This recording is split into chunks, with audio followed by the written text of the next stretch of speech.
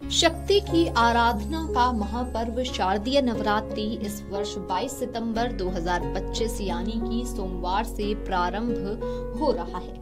9 दिनों तक चलने वाले इस उत्सव में मां दुर्गा के 9 दिव्य स्वरूपों की पूजा अर्चना की जाती है। भक्तगण इन 9 दिनों में व्रत रखकर मां दुर्गा की पूजा अर्चना करते हैं और उनकी कृपा पाने का प्रयास करते हैं। बहुत से श्रद्धालु नवरात्रि के पहले और आखिरी दिनों का व्रत रखते हैं। इसीलिए अपनी इस वीडियो में हम आपको आज बताएंगे कि नवरात्रि के 9 दिनों के दौरान किन नियमों का पालन करना चाहिए और वो कौन से काम हैं जो भूलकर भी नहीं करने चाहिए।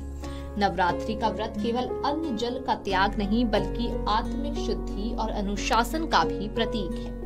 व्रत रखने वाले साधकों को इन 9 दिनों में अपने मन, वचन और कर्म से पूरी तरह सात्विक रहना चाहिए। ज्योतिष और धर्म शास्त्रों के अनुसार नवरात्रि के व्रत का पूर्ण फल तभी प्राप्त होता है जब इसका पालन पूरे विधि विधान और कठोर नियमों के साथ किया जाए।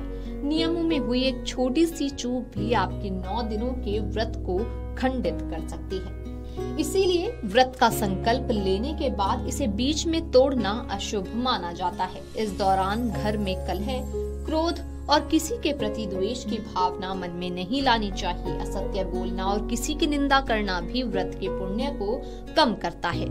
साधक को जमीन पर सोना चाहिए और ब्रह्मचर्य का पूर्ण रूप से पालन करना चाहिए।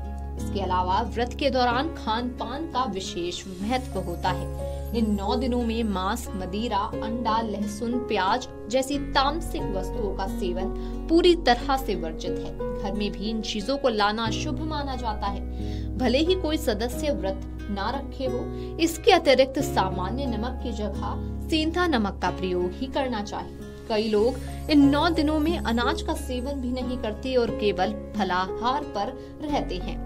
व्रत में कुट्टू का आटा, सिंघाड़े का आटा, साबूदाना, समा के चावल, आलू और मेवों का सेवन किया जा सकता है। शास्त्रों के अनुसार नवरात्रि के 9 दिनों में कुछ कार्यों को करना वर्जित माना गया है।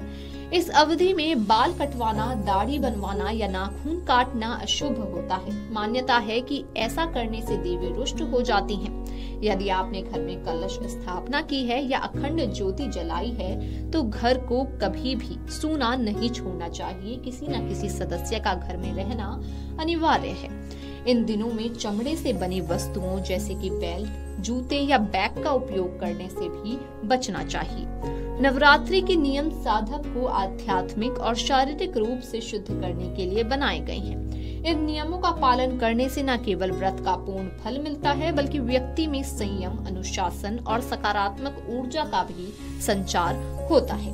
यदि कोई व्यक्ति अज्ञानतावश या जानबूझकर इन नियमों की अवहेलना करता है तो उसका व्रत खंडित माना जाता है और उसे पूजा का पुण्य प्राप्त नहीं होता।